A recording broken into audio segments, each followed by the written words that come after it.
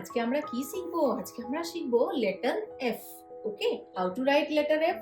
One standing line, one big sleeping line, one small sleeping line. Okay? Like a E. E তে কি হয়?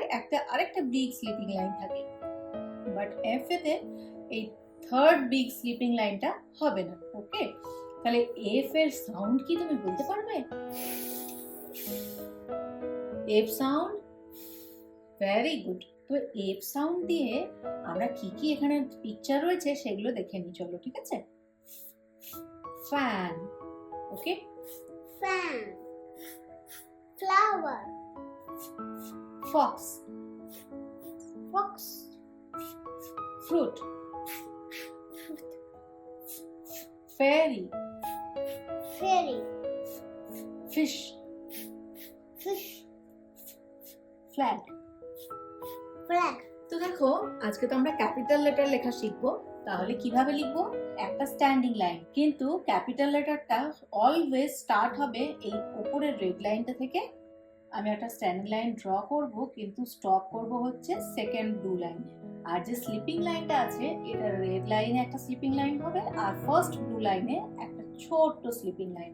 তাহলে সামাইরা, তুমি কি রেডি রাইটিং করার জন্য? তাহলে চলো স্টার্ট করো। এফ লেখা শুরু করো।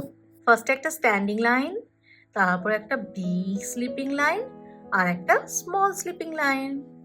Very easy. আর এই স্ট্যান্ডিং লাইনগুলো অলওয়েজ সেকেন্ড ব্লু লাইনে শেষ হবে।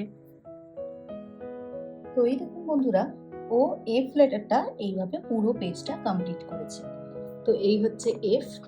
এফ ফর কি কি হয়, এফ এর বিগিনিং সাউন্ড দিয়ে কি কি আমরা পেতে পারি তার ছবি এখানে আছে, আর এখানে লেটার এফটা প্র্যাকটিস। তো আমরা বাচ্চাদেরকে এইভাবে বিভিন্ন রকম লেটারগুলোকে শেখাতে পারি, অ্যান্ড অবশ্যই করে সাউন্ডগুলো শেখাবো। যে কোনো লেটার লেখার সঙ্গে সঙ্গেই বা জানার সঙ্গে সঙ্গেই তার সাউন্ডগুলো অবশ্যই আমরা বাচ্চাদেরকে শেখাবো। তো এইভাবে আমরা শেখাতে পারি। এটা হচ্ছে এফ, এফ সাউন্ড। তাহলে fan, flower, fox, fruits, flag, fish, ফেরি।